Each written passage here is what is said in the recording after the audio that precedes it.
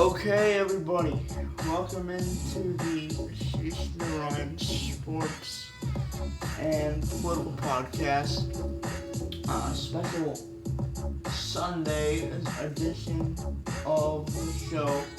There's a lot to get into, I guess on the sports side of things today.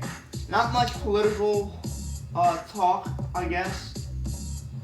Apparently, Melania Trump's clothing matters for some reason. I'll get into that a little bit. There was this thing with Sarah Huckabee Sanders. I'll get into that, but NBA free agency. Jason Whitlock had a very interesting interview. I want to get into that as well. Carmelo Anthony. Lots of stuff to get into. Anyway, so I'm of the belief, right, that double standards should not exist in society. I think everybody is. What's funny about this, though, is Sarah Huckabee Sanders says last night, quote,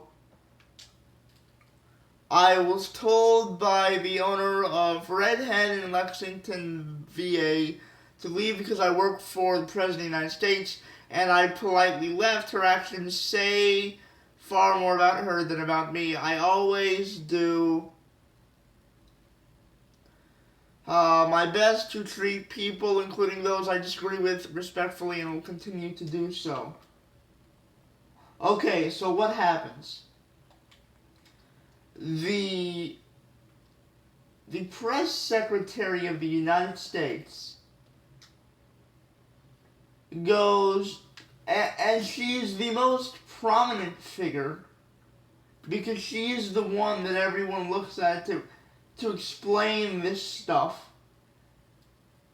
And essentially, because she works for the current president, she's immoral to some extent, based on what? So let's understand here the reasons why people are upset about Trump and what he did.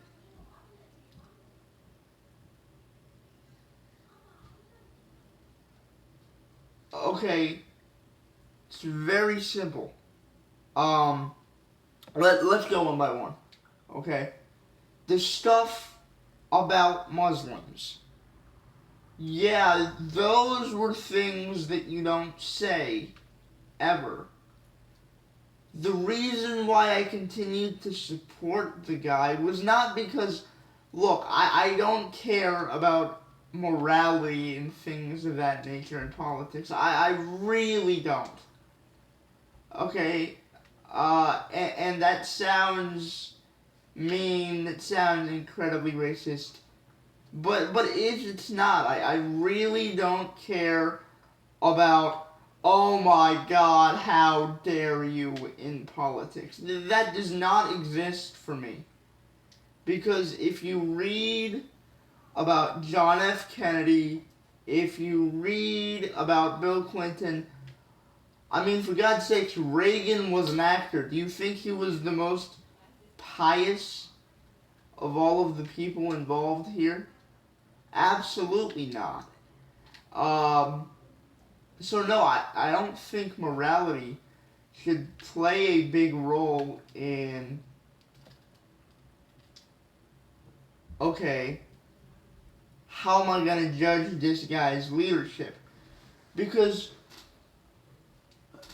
to be a successful politician, knowing the benefits of it, not even the benefits, not even the money, not even the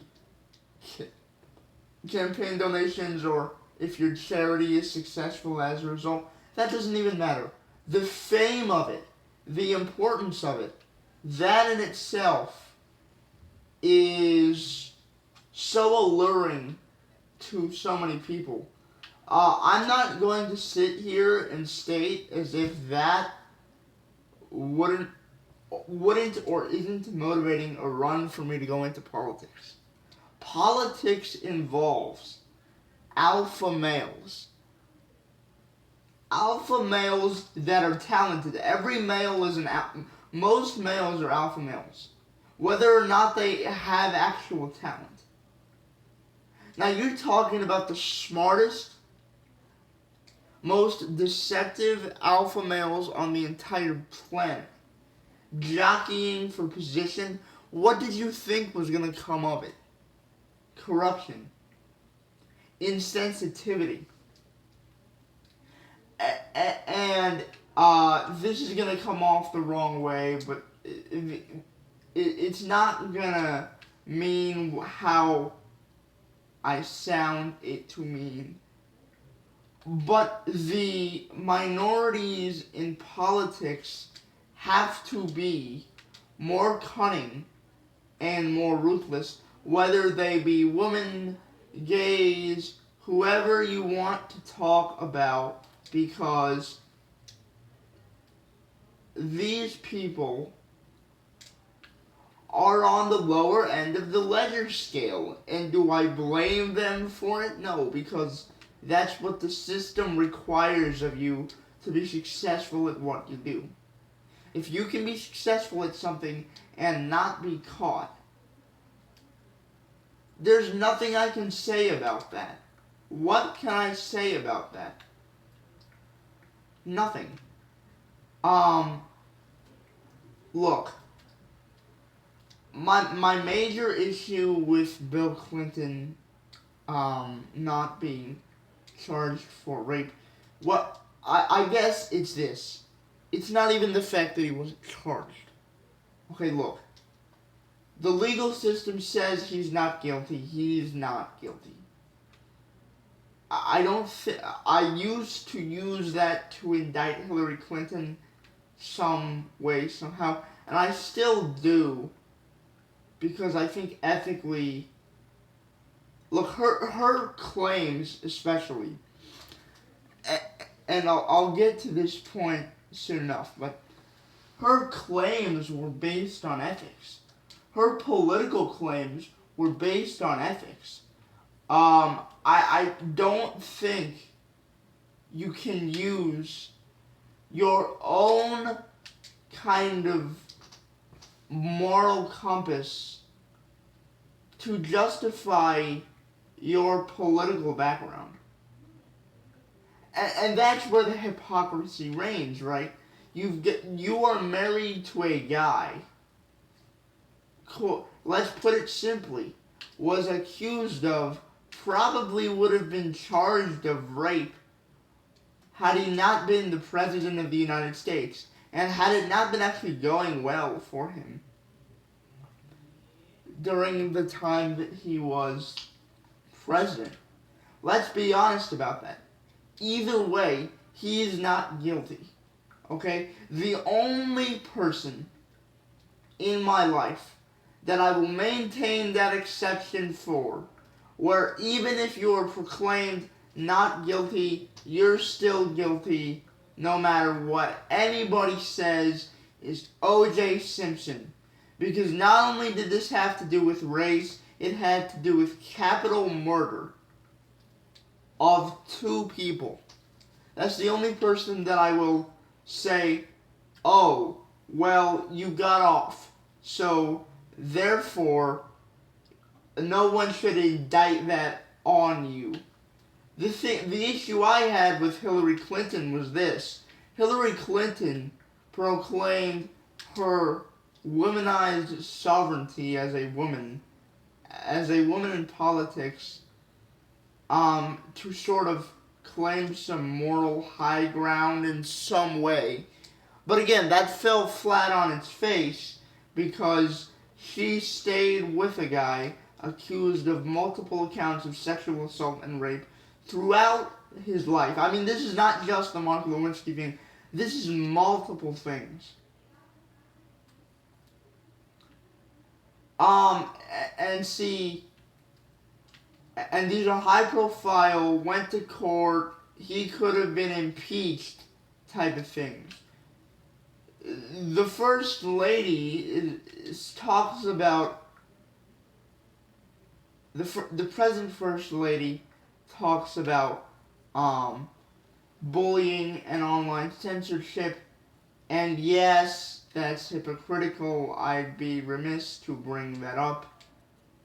But again, she has diametrically opposed the president on certain things, including the border crisis.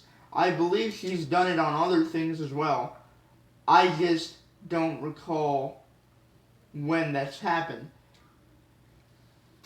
Anyway, it's kind of a long-winded point. My point is to claim ethics in politics is usually a wrong move. It's usually hypocritical. Even the current First Lady is hypocritical to an extent. That's clear.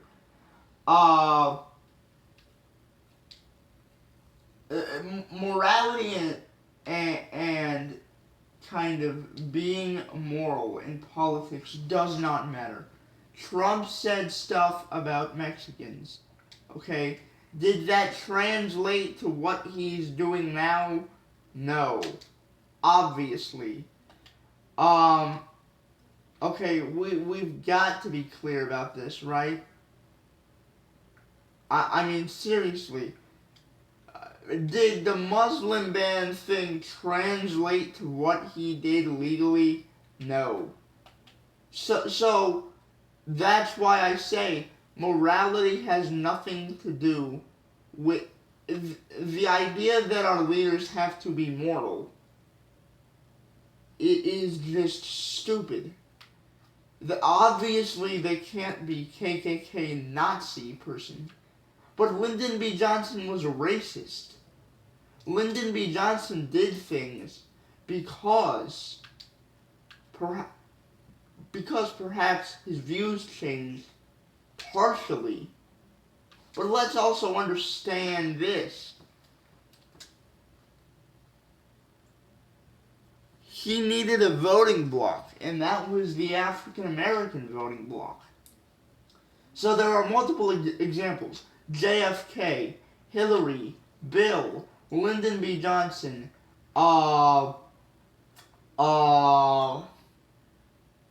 Bush. Okay, Bush. And then you have, now obviously you have the current First Lady, and then you have the current President, and you have Nixon with Watergate. You've got a history with all these people. If you don't, Reagan being immoral probably wasn't. He very well could have sold weapons to the Iranians. No one talks about that because Iran hasn't bombed us yet. Okay, so morality in American politics has always lacked. From the beginning of days, since political parties were formed, morality has always lacked. The system is not meant for morals. The idea of a democracy is that immoral leaders are supposed to act morally or fake act morally simply because if they don't, they will lose power. Alright?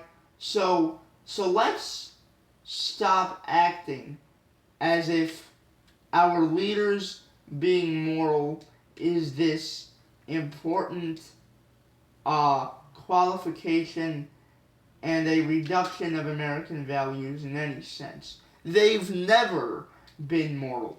They've acted morally because they believed in the sacredness of the institution, if nothing else. Number one. And two, they needed to stay in power. That's the clearness about all of this. So again, what I am trying to say is the concept of Sarah Huckabee Sanders works for an immoral administration, and therefore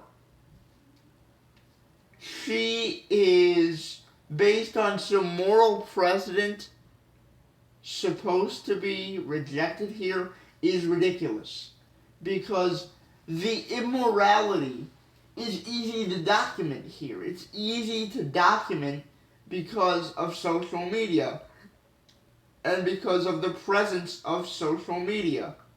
However, if I were to make any legitimate argument about this, it would be clear that she would never allow, okay, this food place would never in a million years allow any politician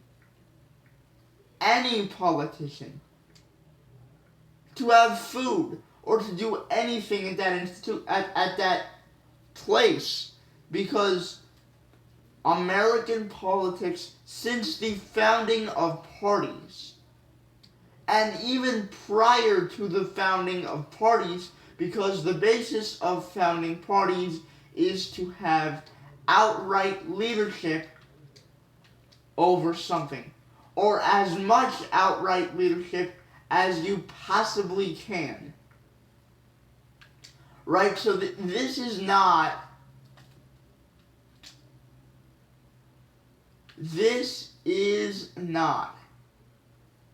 something new. Immorality is not new in politics, no matter what anyone says.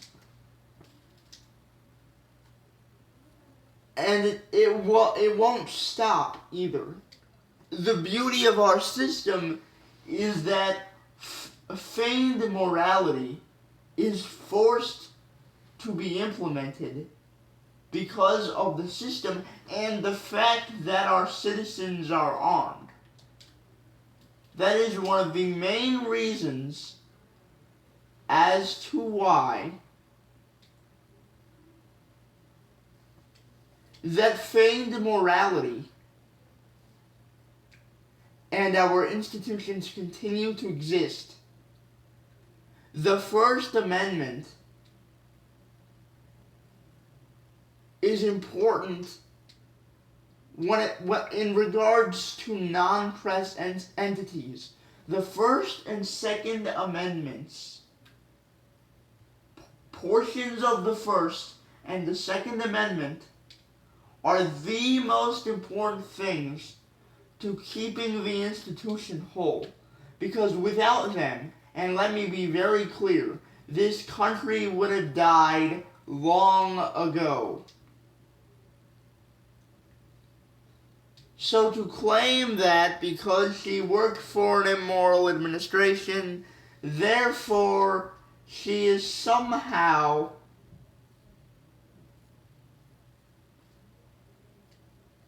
not allowed because of some moral basis that we've never applied to politics ever,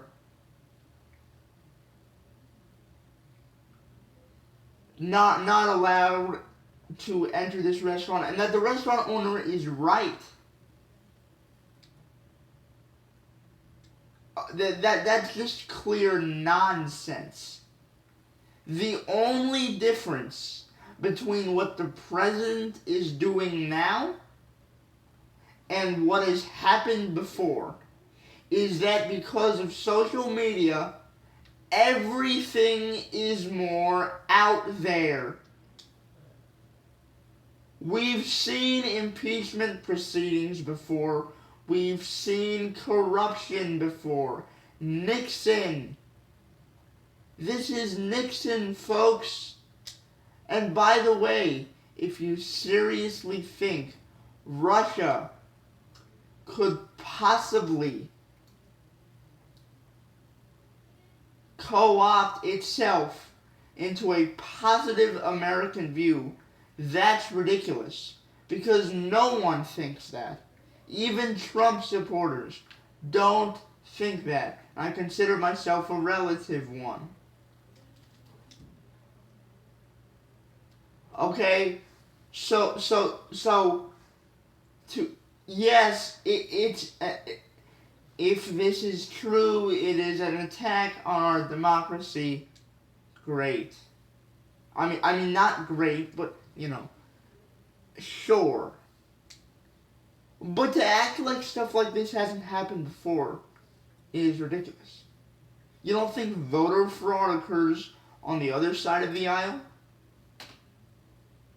You don't think foreign special interests have been bought out by other administrations?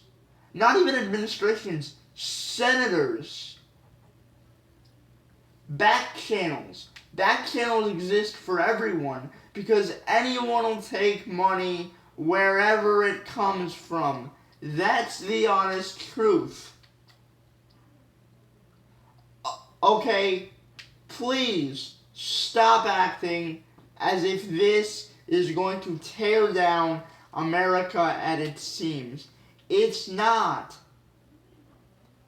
Okay, seriously. It's a major issue. It exposes flaws, but this doesn't do anything to tear America at its seams. The Russia investigation. And I'm talking about a bunch of different topics to try and to coalesce these different topics into the main point of, look, to act as if this is something we've never seen, that's unprecedented, that will ruin democracy forever, is ridiculous. Because most of this stuff we've already seen. Most of this stuff already happens, continues to happen, on smaller scales. So again, it was a very interesting quote. This is one of my favorite movies, The Aviator. And I'm not a big DiCaprio fan on a personal level. But Howard Hughes is brought to testimony because he designs planes. He's a big plane guy, even though he is the richest. He's one of the most successful men in the world. He still is passionate about planes. So I believe the story goes like this. He gets federal money to build this prototype plane that will be excellent for war. And this regards, so he gets like $500 million, which is a big deal in those days. And he goes to Congress to testify what is the use of this cash and where has it gone. So one of the lines I'm paraphrasing here is this. So if I'm being co-opted here, where does Boeing play into this? They lost $600 million. They lost $800 million. And by the way, you're asking me these questions because I'm part of the airline industry. I know who you're co-opted with. I know who you're with, and I know who you're against. Why in the world would a senator from Maine have to go to Peru to discuss things? Why in the hell were the exact words? But essentially, why would this need to be discussed? Because apparently, right? Apparently, I need to be held accountable. Well, what about you? And if you can't defend that, which is my point, even in the 1930s, when we were in World War II, there was still back channels. There have always been back channels. Alright, this is major because it involves the President of the United States, but please stop acting like foreign actors have not impacted the State Department. Look at the Clinton administration. Or Senate campaigns, things of that nature. Please stop acting like this hasn't occurred for the last 80 years plus. Okay, the stuff about Muslims, what did that translate into? Nothing. This is why we have institutions to stop people from banning Muslims. Why did I support this, even though it was a racist statement to make?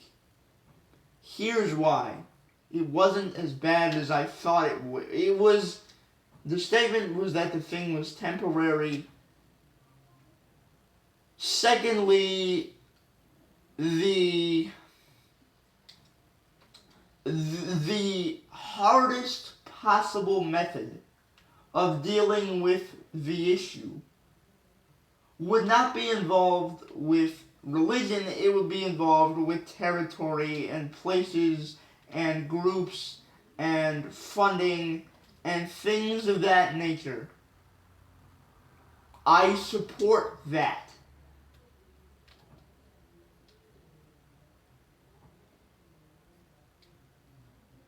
I support value testing things, okay? If you do not believe in the concepts of our Constitution, you shouldn't be here. You probably don't even want to be here. You probably are forced to be here against your own will because of the refugee crisis, or you're a terrorist. One of those two things. That kind of culture shift. And by the way, when I say culture shift, I don't mean let's make the place racist. No one means that when they say erosion of American culture. Stop insinuating that. But again, there are things from the 1950s that weren't racist, that had merit. Because there were racist ideologies during that time doesn't mean we just dismiss everything. Because the cultural fabric, even in a progressive society, is taken away when people come to the country who do not respect what the country stands for. Especially if it stands for good. That's the thing. That's the most important thing here. So anyway, my overarching point, and the stuff about Mexicans, everyone wants to say, oh my God, he's keeping kids captive. 500 of the 2,400 kids have been reunited already. More are going to be reunited. The policy is going to be fixed. Legal immigrants here in the United States are nothing is being held against them. There is not a major purge of Mexicans. And by the way, I'm not advocating for any of this. I'm not making a joke of any of this. But people are literally acting like this is what happens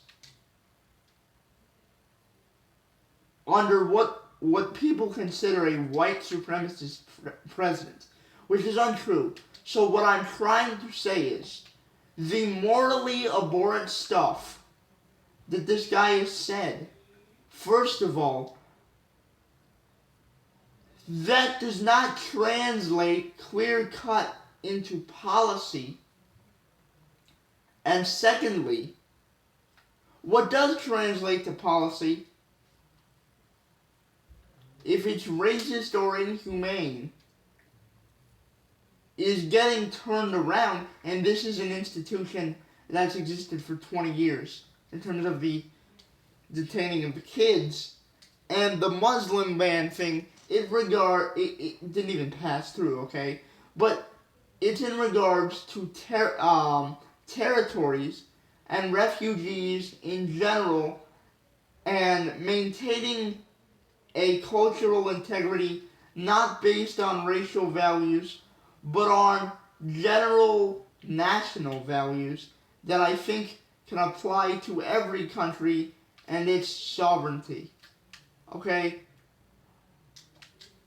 So, again, what is my final overarching point? You can say whatever you want. Here is the God's honest truth in all of this. Whatever the president might have said has not resulted in any major racist schemes to keep down groups of people. In fact, things are being overturned now that involve partial discrimination. I shouldn't say major discrimination of racial groups. Like the case in like the case with the migrants, and then the case with the African Americans in the judicial system. While that, in terms of a large perspective, is unwarranted because stats don't back it up, on a case-by-case basis, understandable, right? So, and then the weed thing. The weed is going to potentially be decriminalized. So there are a lot of things here to talk about. What people say doesn't translate to policy, especially when it's outlandish and it panders to a base. When what you say is considered, when what you say is the opposite of what you do. No, and this is like, you legitimately campaign on this, not only to your base, but to intellectuals at the same time. That's why there's a higher standard that I hold against Hillary Clinton. But again, no politician in the United States or anywhere is moral, because politics was never meant to be moral.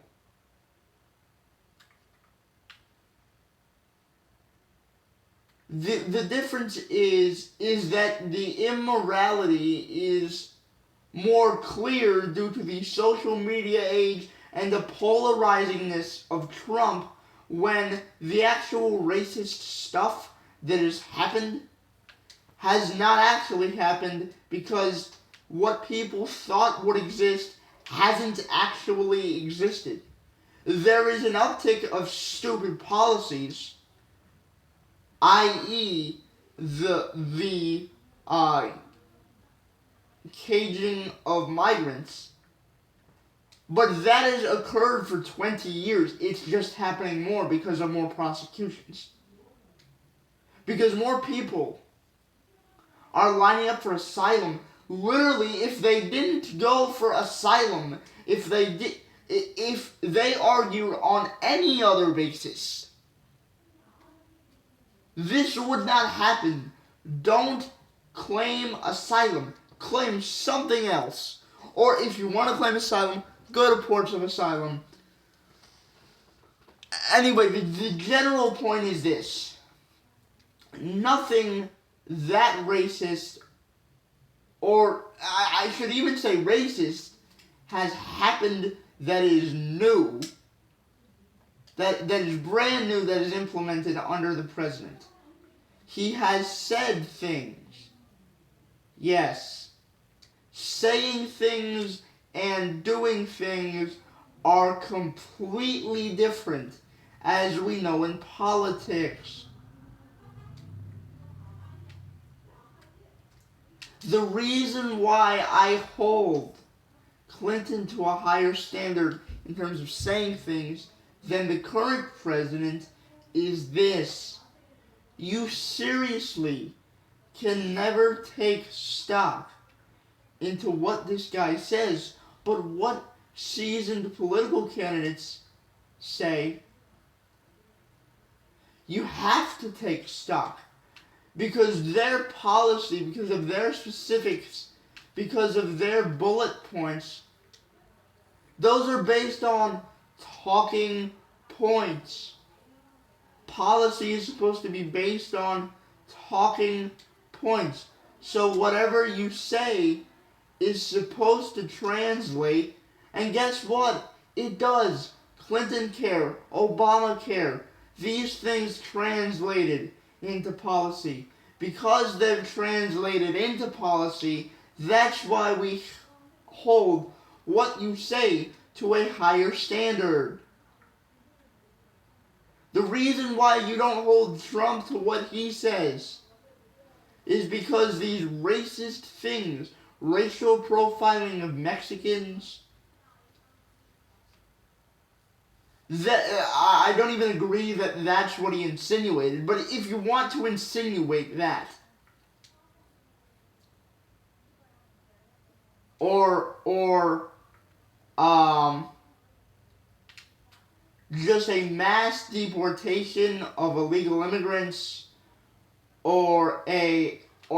because of this law and order movement, African Americans are somewhat punished because of the racistness of the criminal justice system.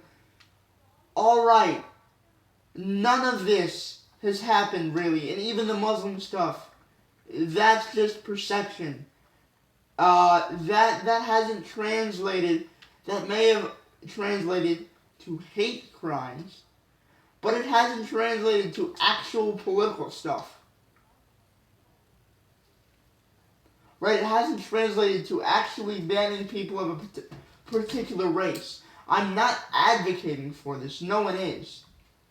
But again, words don't result in actions for non-Korean career politicians that are trying to pander to bases rather than actually use their talking points to translate into policy. Like many career politicians have done to some extent and failed to do in other instances. That's why I hold them more accountable than I do the president. I hold Paul Ryan more accountable to this healthcare mess than the president. And that I've stated this. Okay, very interesting. So let me conclude with this. And I'll get to the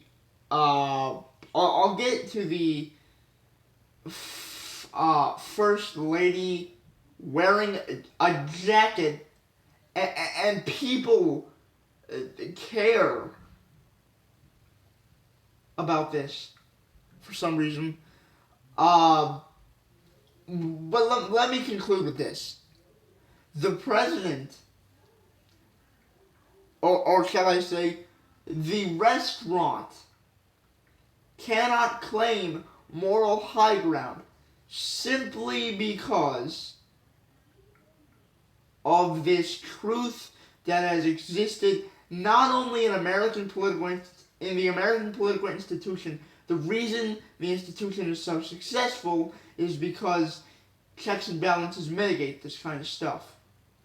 But every single political institution, successful, unsuccessful, up in the air about, has been unsuccessful, has maintained immorality and corruption in all the levels of its government.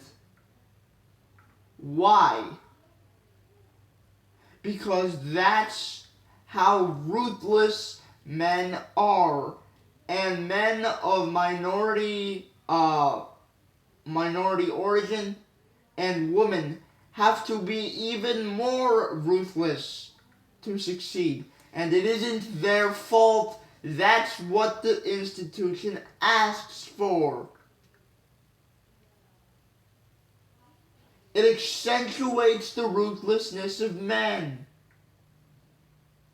The idea is that smart, ruthless men keep the stupid ones in check so that the society doesn't fall apart.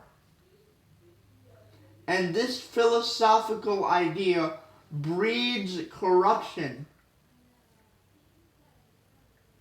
Now it breeds less corruption and less violence than a society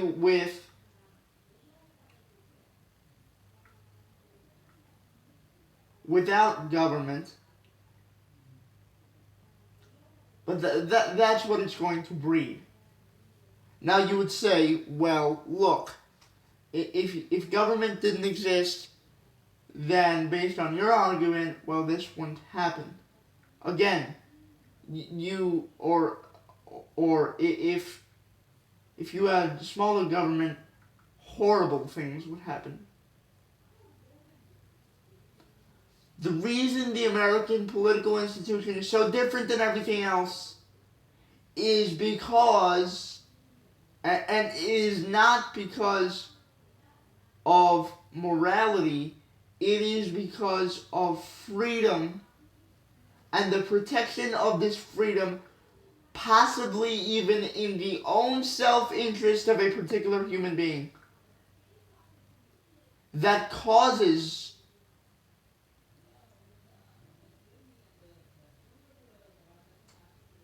a shred of morality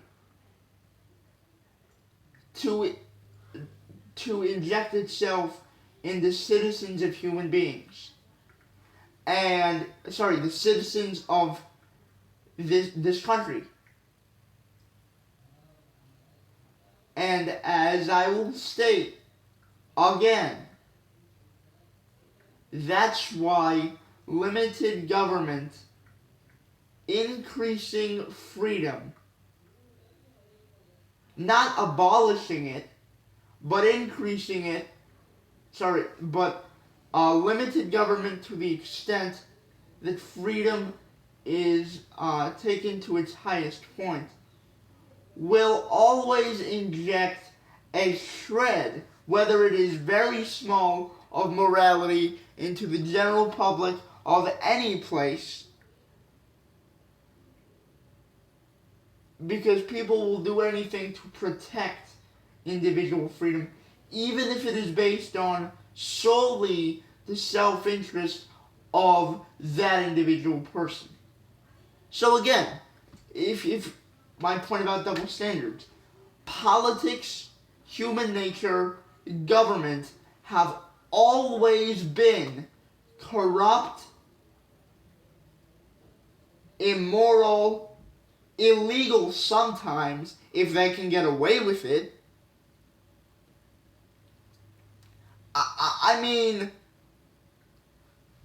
so again, this is not even about sacredness of religious institutions to me. Take that argument aside. The argument that, well, a beggar can't deny a gay couple a cake, that kind of stuff. Take that argument out the window. Politics is dirty. Everyone involved is dirty. Has always been in any institution. The arming of citizens is the soul. I included the freedom to express yourself, but the only reason that exists is because of the right to bear arms. The Second Amendment is the only thing that has kept the institution alive and kicking. And that is it. So, essentially my point is this. You've got to deny all political comers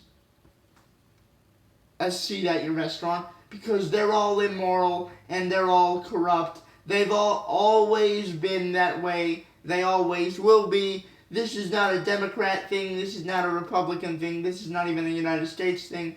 This is a worldwide, all of human history thing. So I do not understand why this person would possibly have any reason to argue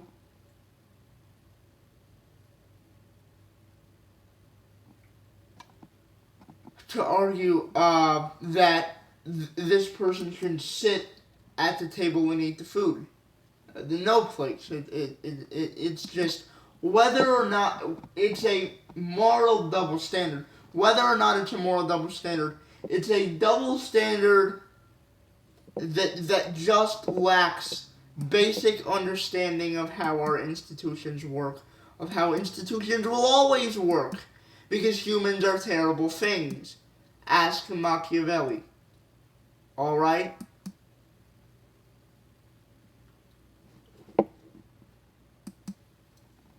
Anyway, this is the Ashish the Ryan sports and political podcast coming to you live from Hilliard, Ohio. We will be back with a bunch of sports stuff after this special edition, Sunday edition of the podcast.